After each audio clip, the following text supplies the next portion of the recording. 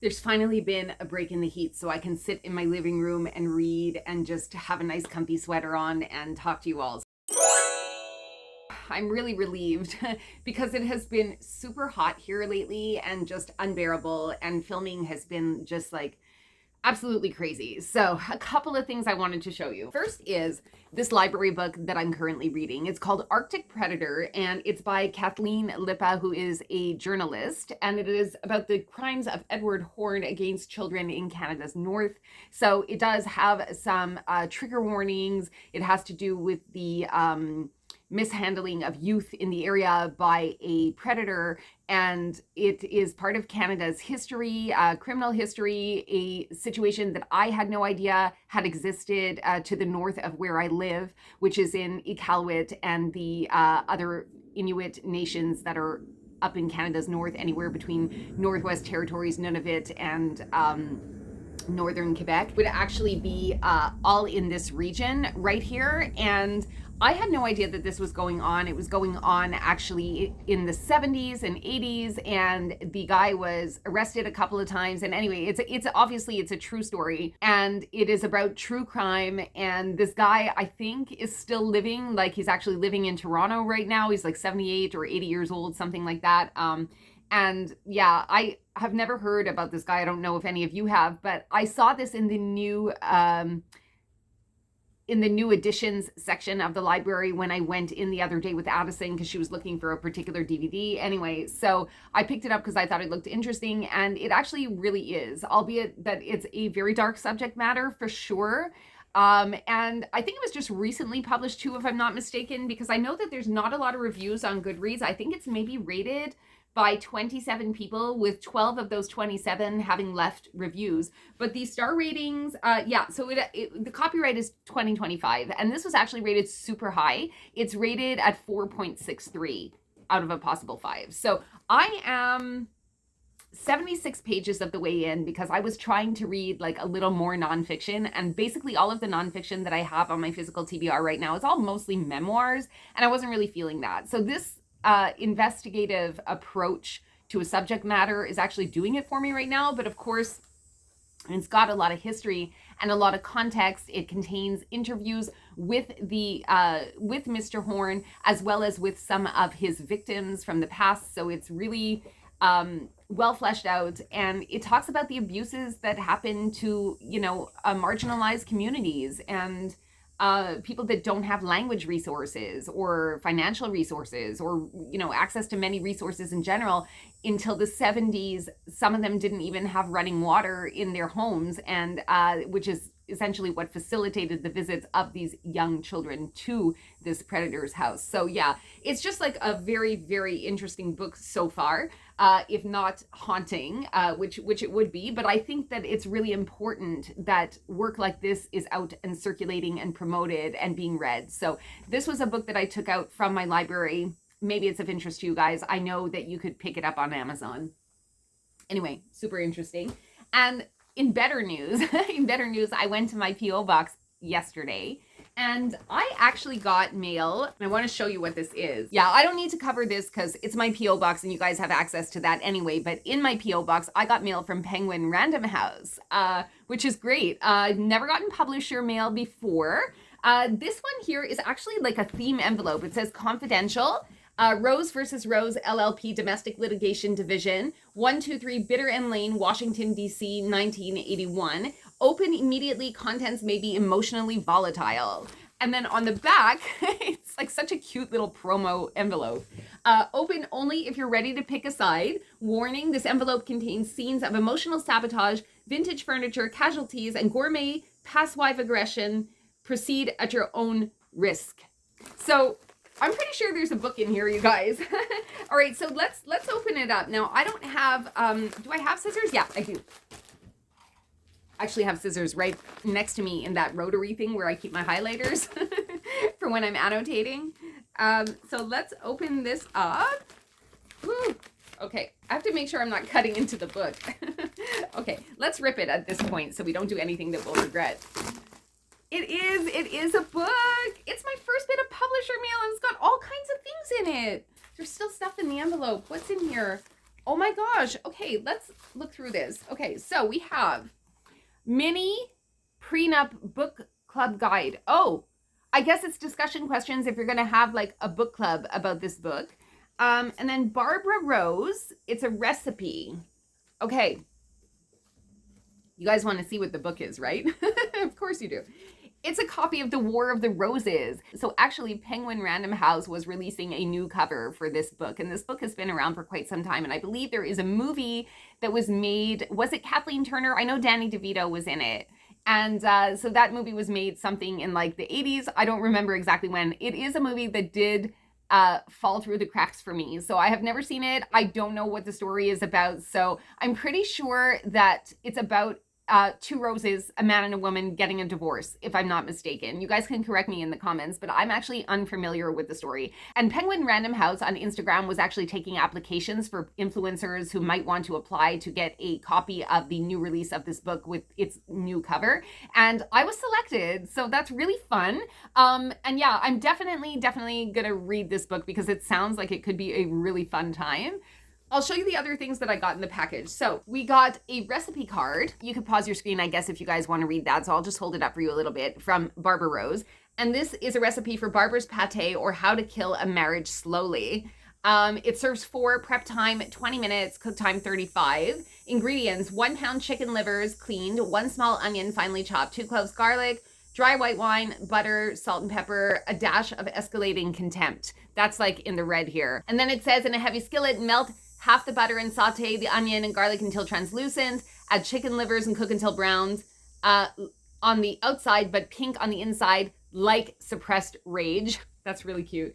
Pour in the wine and simmer until slightly reduced. Blend the mixture until smooth. Add remaining butter and season generously with salt and personal vendettas. Chill until firm, then serve cold like revenge. Pairs well with resentment and dry Chardonnay. So that's really cute. I'm gonna keep that possibly as a bookmark. Then we also have a little tag. I guess it's like one of those tags that you would put on furniture for an estate sale. That's probably what it is.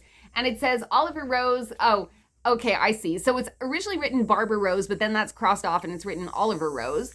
The item is the Staffordshire figurines, April 7th, 1981. So that's a little tag. Also could be used as a bookmark. It's pretty cool. And then, oh no, this is so cute. They've got such nice like marketing materials with this book. So it's an official notice. I'm not gonna read it to you because that's gonna be kind of boring, but I'll just show you guys on camera and hopefully you guys can pause the screen if you wanna read it or whatever. But I think that's pretty cool. There's you're summoned, a synopsis of damages, exhibits and quotes to consider, what have you. And I already showed you the book club guide, which has discussion questions if you guys want to discuss that. So that's really, really cool. I have never received publisher mail before. I realized that I did apply for it, but like, who's to say they were gonna select me, right? So thank you so much to Penguin Random House, and I will read this book and let you guys know what I think of it. I've got another parcel here. So I'm pretty sure it's a contest I won on Goodreads. Oh, really bad at opening these things on camera. Yeah, so there's definitely a book in here. And it is a copy of, yes, congratulations on winning one of our giveaways. We hope you enjoyed the read and will share your thoughts with us on social media with the handles below. So they've given me this letter and it is for, oh my God, this is gorgeous. This is Graceless Heart by Isabel Ibanez, and I think I may have just DNF'd one of her books, actually, which I think was What the River Knows. I just DNF'd this book. Not this book, but like another book by this author. So I think that, I don't know if this is for adults or for YA, but if I entered into the contest to win it on Goodreads, I probably vetted it ahead of time as something that was adult. This is definitely an ARC. Like there's no price on it, but I'm gonna look it up, which I can't do right now because I'm on my phone. So I have to go to my computer and I'll be right back. 12 seconds later. Okay, so this here is supposed to be a fantasy, historical fiction, romance, romantasy type thing. So no YA tags that I was able to see on Goodreads. This one is on sale in January of 2026. So I'll read you what it says on the back. It says, she was never meant to be seen. Now she's a weapon the world can't ignore. As a sculptress, Ravenna Maffei has always shaped beauty from a stone, but she has a terrible secret. Desperate to save her brother, she enters a competition hosted by Florence's most feared immortal family, revealing a dark power in a city where magic is forbidden. Now a captive in the cutthroat city of Florence, Ravenna is forced into a dangerous task where failure meets certain death at the hands of Saturnino del Luni, the immortal family's mesmerizing but merciless heir. But as he draws her closer, Ravenna realizes the true threat lies beyond Florence's walls. The Pope's war against magic is closing in, and Ravenna is no longer just a prisoner, but a prize to be claimed. As trusting the wrong person becomes lethal, Ravenna must survive the treacherous line between the Pope's obsession and the seductive immortal, who might be the end of her, or surrender her power to a city on the brink of war. So it does have some quotes on the back by Rebecca Ross and Rachel Gillig. So Rebecca Ross, I don't know, does romance. I don't read her stuff, but I know that Rachel Gillig did One Dark Window and the accompanying one, which comes after it, which I have One Dark Window on my physical TBR, but I haven't read it. So that's definitely something I'm going to have to get to. But yeah, this is from a Goodreads giveaway. So good times. So I just wanted to give you guys like a little tour of my YouTube creator studio so I could tell you or show you a little bit about what I see as this channel is growing. So first of all, you can see the current subscriber count. I've had 11 new subscribers in the last 28 days as of the time that I am filming, which right now is August 16th. It'll also give me a little bit of information about my views, 1.5 thousand views in the last 28 days. Watch time hours, 121.6, and an estimated revenue of $11.37. Okay. And this is what I kind of wanted to point out to you guys is that, you know, we're not making so much money here as creators. And certainly I am not exactly where I want to be, but I'm trying to stay positive right now. So what I want to show you is actually the content section. So there's a couple of different things. Right here, you can see that I have about 5 videos scheduled to be published. Actually, it looks like there's 6. So there's 6 videos scheduled to be published starting on August 17th and all the way up to September 6th. I'm not really sure when you guys are going to see this part of the vlog, but let's just say that at the time that I'm recording, I have actually 6 videos in queue.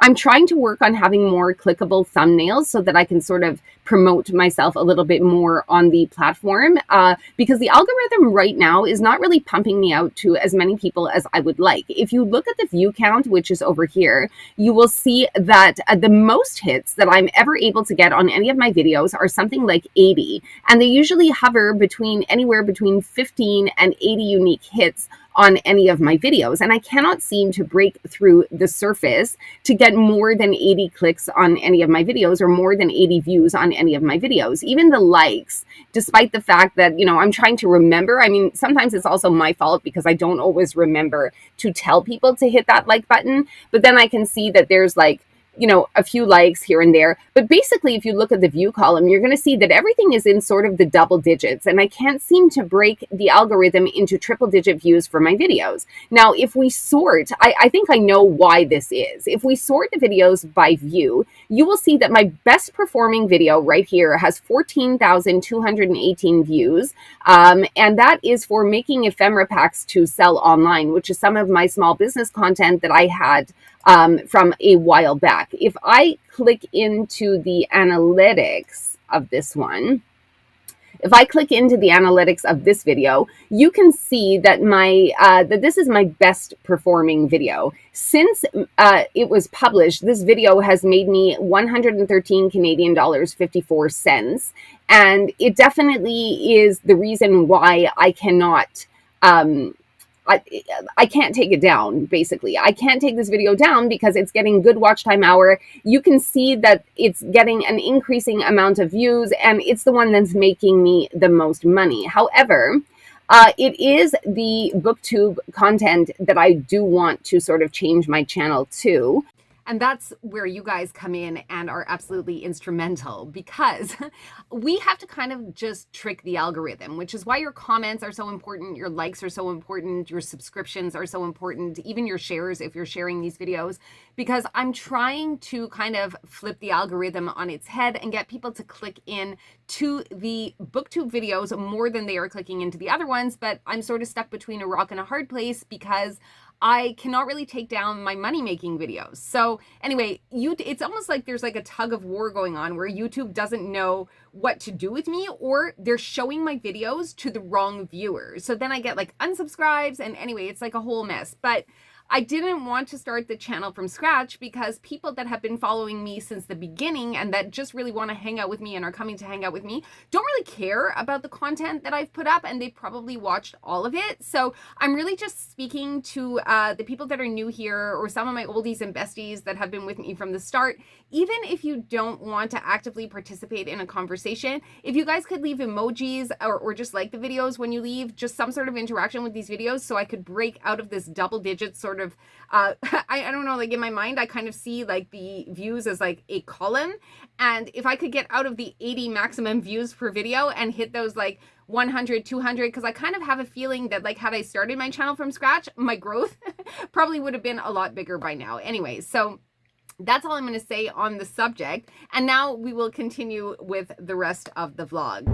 Okay, so we are in the car. We are headed towards Ottawa because I'm going to be doing another run for my eBay store. So that is currently what is going on. But I wanted to get on the vlog today and talk to you guys about the book I just finished, which I will put up here on the screen next to me so that it blocks the sunlight that's coming in from the sunroof. And I'm not blinding you too much. But yeah, I just finished Drowning, The Rescue of Flight 1421 by author TJ Newman. Now, this is the second of her books that I've read. I've also read Worst Case Scenario, and I know she's got 3 books out, and I believe that this one, Drowning, is going to be made into a movie. I think in 2024 somebody secured the rights. I'm not exactly sure on the details, but boy, you guys, this book, let me tell you. Now, I have had a really rough start to August. I had, I think, 4 DNFs, or potentially 5. And I said to myself, if I have another DNF, I'm just going to make an entire video of all of my DNFs that I had in August. But thankfully, I don't think I'm going to have to do that because we are getting around the 3rd week of August right now, just getting to the end of the 3rd week. And I have had some much better reads. I've had, I think, a 4. I read We Used to Live Here, which it was like a 4-star read for me, but this one was absolutely a 5-star read. I mean, TJ Newman really gives. She knows how to write. It is a super plot heavy novel with a really nice balance of character development, and she is ruthless and cruel to her heroes, let me tell you. And from the moment, the very first page, the very first sentence, this book was giving exactly what Worst Case Scenario gave. Action-packed. You just can't stop. You don't stop. And there were so many times I read this book. I think it took me about 9 hours in total because I started it at, today's Saturday, so I started it Friday at 1 p.m. or something like that. And then I had to, you have to do the things. You have to make supper. You have to sleep. Because at some point last night I was like, or I stay up another 3 hours and I finish this book, or I put it on hold and I finish it tomorrow. So I opted for the sleep because 44, and I went to sleep. And then the next morning I was up at something like 4 o'clock. So it took me those 3 hours between let's say 5 and 8 o'clock in the morning. I finished the book. It was fantastic. It was fantastic. You should all go read it right now. There were so many times when I yelled at the book, when I screamed at what happened, like in shock and horror. And also I cried in like a couple of different places because it's still, for all of its action, it can give you like an extremely big emotional hit. And yeah, so I think that it was something I needed to get online and vlog to you guys about because, I don't know, Eric doesn't want to hear it, so I have to tell you. But I had a really good time with this book, and I can't wait to tell you more about it in the August reading wrap-ups. A little longer than a few minutes later. All right, you guys, so we are back in Montreal. We have picked up the boxes of the eBay stock, and we decided that instead of schlepping boxes upstairs that are full of books that are really heavy, that I might not necessarily want to keep, we're actually sitting outside of a thrift store right now. We're going to go through the books here, and whatever it is that I don't want to keep or can't put on my eBay store, I will just go ahead and give to the thrift straight away. So it'll save us time, it'll save us effort, and then I will potentially show you guys what it is that I kept once I get home and get everything upstairs. This is what the car looks like right now. So I'm just going to sort of go through everything and pick out some things that I think might be valuable, and yeah, we're just going to go from there.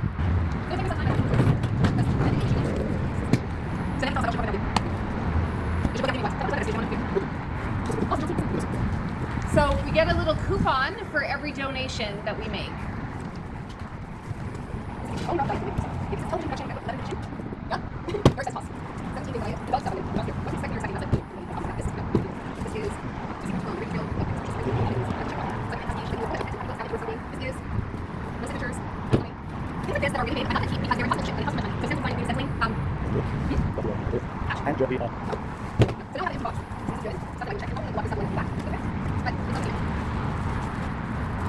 The next day. So I wanted to show you guys what my desk is looking like right now. These are all the books from the big haul that I have decided to keep and relist on my eBay store. So I've just gotten back from the thrift store where I took over another, I think like 4 boxes of books that I had previously brought home and then gone through, price comped, and decided to discard. I don't know if I had shown you before, and if I haven't shown you before, I'm going to show you it now. Just a reminder of the big bin of books that I left at the Village des Valeurs, or if you're outside of Canada, it is Savers. If you're outside of Quebec, it is Value Village. And yeah, I just left all that stuff there. I did that. You guys were there when we did that initial triage. So I went to a Friperie Renaissance. I dropped off 4 boxes of books that I have decided to discard that are not worth listing on eBay. They have a bookstore, so there's like a portion of the store where you could donate any goods, household goods, anything you want to make a donation. But on the other half of the store, they have a used bookstore only, which I guess the next time I go there, I will get footage of, because I was actually using my phone to research books, so I didn't really think of getting you guys footage. But I did pick up one book when I was there. It cost me $4.25, and this is Butter. And it is a Japanese translation, which is based on a true story of a serial killer in Japan, but it's obviously like a fictionalized version of it. This normally would have been $24.99 Canadian or $19.99 USD, and I paid $4.25 Canadian for that. So like $3.75, $3.50 USD, something along those lines. So I think pretty respectable for a sort of a floppy type book with no breaks in the spine. It does have kind of weird ratings on Goodreads, about 85,000 reviews, but only a 3.48. So I will see how I go with this one, because as you guys know, I don't really do too well with translations. I just thought that I would close off the vlog here. I know it's been sort of a choppy kind of a video for you today, but you know you'll get that when you come here sometimes. So thank you so much for hanging out with me today. I hope you had a good time. Please subscribe and like the video if you want to see more content like this. I love to have you come around and hang out with me. I hope you have a really good rest of your day, and I will see you again in the next one. Ciao for now.